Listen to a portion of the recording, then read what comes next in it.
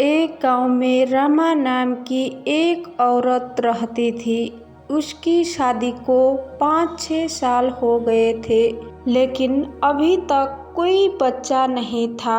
एक बार श्री राधा अष्टमी का त्योहार आया। गांव की महिलाएं बरसना जा रही थी। महिला ने कहा, आप भी बरसना आइए। राधा रानी बहुत दयालु है, वो आपकी गोद जरूर भर देगी। वो कभी भी 7-8 दिन के लिए घर से बाहर नहीं निकली थी। उसके पति और सास ने भी उसे जाने की अनुमति दे दी। उसने मन ही मन ये निश्चय कर लिया कि राधा रानी उनकी गोद अवश्य भरेगी। जिस दिन उसे जाना था, उस दिन उसके पैर में चोट लग गई और वो चलने में असमर्थ हो गई। फिर भी वो महिलाओं के साथ यात्रा पर निकल पड़ी। पूरे रास्ते ट्रेन में राधा कृष्ण का जयकारा चलता रहा।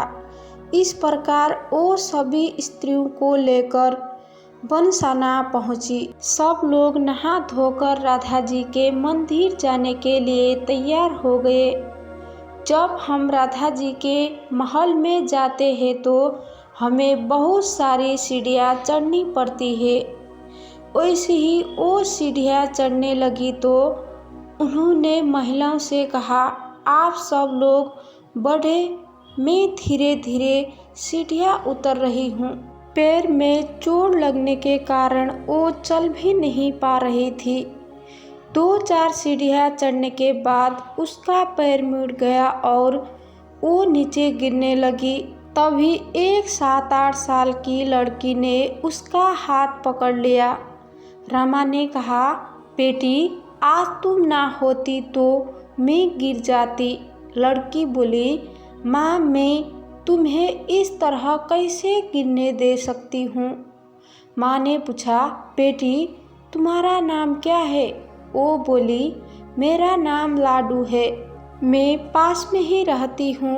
दोनों सीढ़ियों पर बैठ गए। लाडो कहने लगी, माँ, आप मेरे लिए क्या लाई हो? कोई जान पहचान नहीं है और लाडो ऐसे बात कर रही है। रमा ने सोचा।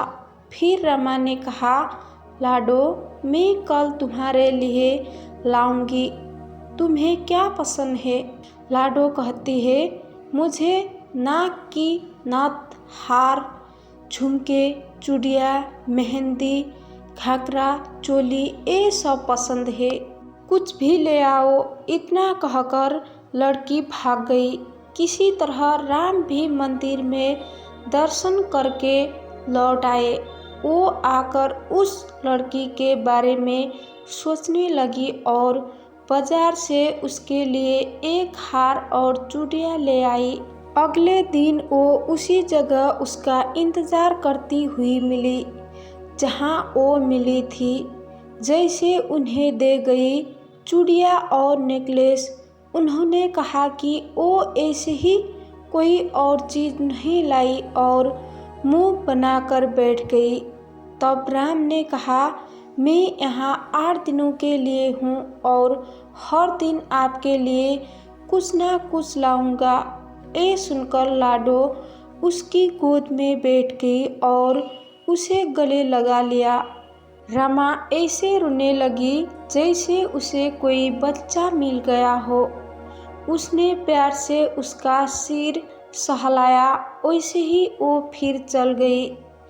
रमा मंदिर से आई और उसके लिए घाघरा और चोली बनाकर लाई। इसी तरह वो उसे हर दिन कुछ ना कुछ देती रहती। एक दिन रमा कहती है, अब दिखाओ मैं ये सब पहनकर भी कैसी लगती हूँ। लाडो ने कहा, कल राधा अष्टमी है, कल पहनूंगी। इस बार लाडो के साथ एक लड़का भी था। रमा ने उसे देखकर कहा, आज ना जाने मेरे मन में क्या आया, मैंने एक धोती और एक मोर मुकुट खरीदी है, क्या मुझे इसे दे देना चाहिए? लाडो ने कहा, एक कनुआ है, ये मेरे साथ रहता है। हाँ तुम इसे दे दो। इतना कहकर वो दोनों सामान लेकर चले गए। अगले दिन राधा अष्टमी थी। जब रमा सीढ़ियों पर आई तो उन्हें वहाँ कोई नहीं मिला। काफ़ी इंतज़ार के बाद जब वो मंदिर पहुँची तो वहाँ काफ़ी भीड़ थी। कीर्तन और नृत्य चल रहा था। इसी तरह वो भीड़ को चीरती हुई आगे बढ़ी और उधर देखते ही राधा जी को देखा, ठाकुर जी को देखा। उसने वही नीचे पहन रखी थी जो वो लाई थी। वो पत्थर जैसी हो गई। उसकी आंखों से आंसू बहने लगे।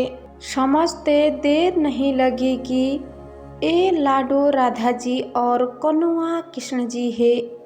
जगत के स्वामी स्वयं उसके पास आते हैं। राधा जी उनके गोद में बैठती है और उन्हें मातृ सुख प्रदान करती है। वो तो मानो बावरी हो गई थी। दिन रात लाडो लाडो कहती रहती थी, पुकारती रहती थी। उन्होंने महिलाओं से कहा, तुम सब घर जाओ, मैं नहीं जाऊंगी। उसकी सास और पति भी उसे लेने आए, लेकिन वो साथ नहीं गई। अब वो रोज सीढ़ियों पर बैठकर सीढ़ियों को आंसू से धोती और अपनी पलकों से ब्रश करती। ऐसा करते हुए उन्हें 30 साल हो गए हैं। एक दिन एक लड़की उसका हाथ पकड़कर ऊपर अटारी पर ले गई। वो वहाँ गई और बोली, मैं यहाँ हूँ, आपका बेटा। ये कहकर उसने बाहें फैलाकर रमा को बुलाया और गले लगा लिया। उस दिन रमा ने मुझे ऐसे गले लगाया कि वो इस पार्थिव शरीर को छोड़कर हमेशा के लिए अपने प्रिय के पास चली गई। यदि आपको वीडियो पसंद आया तो वीडियो को लाइक करें, शेयर करें और भी इसी वीडियो देखने के लिए हमारे चैनल को सब्सक्राइब करना ना भूलें।